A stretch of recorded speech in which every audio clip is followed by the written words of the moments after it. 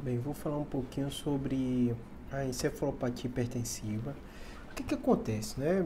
Recebi alguns questionamentos, né, sobre por que ela acontece, qual o grande problema, só para vocês entenderem.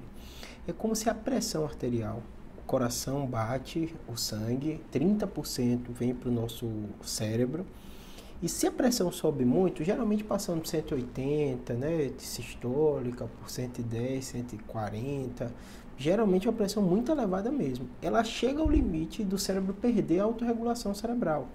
Então, um grande problema da encefalopatia hipertensiva é o risco que tem o paciente que faz essas emergências hipertensivas de ter um AVC hemorrágico.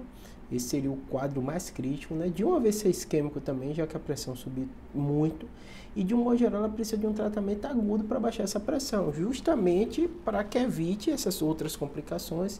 E assim como o cérebro perdeu a autorregulação, tem edema, tem uma série de fatores que são síndromes relacionados ao hiperfluxo, né?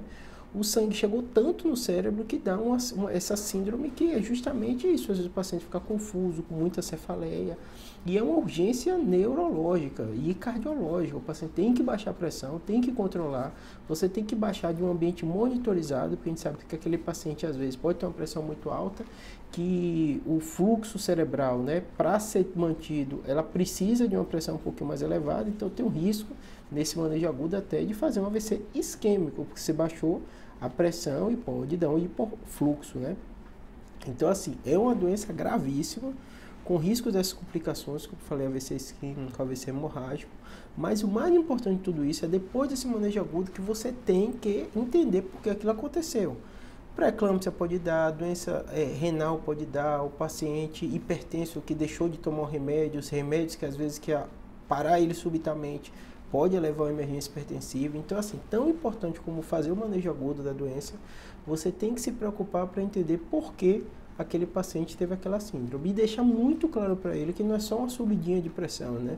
É uma subida de pressão intensa que levou a uma desregulação do cérebro. Então, é uma doença, sem dúvida, grave, que precisa de um manejo agudo e precisa principalmente compreender que após o controle da pressão, geralmente unidade cardiológica, neurológica, UTI, né, para justamente manejar isso de forma aguda.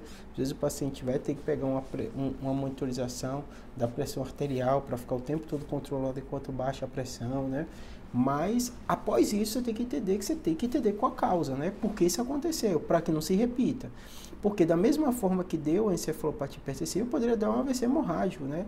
Que teoricamente, a depender do local, pode deixar muito mais sequela, muito mais consequência. Ou um AVC isquêmico. Então é sim uma urgência, é uma doença grave que precisa entender as consequências que ela pode dar. Espero que tenha ajudado. Obrigado.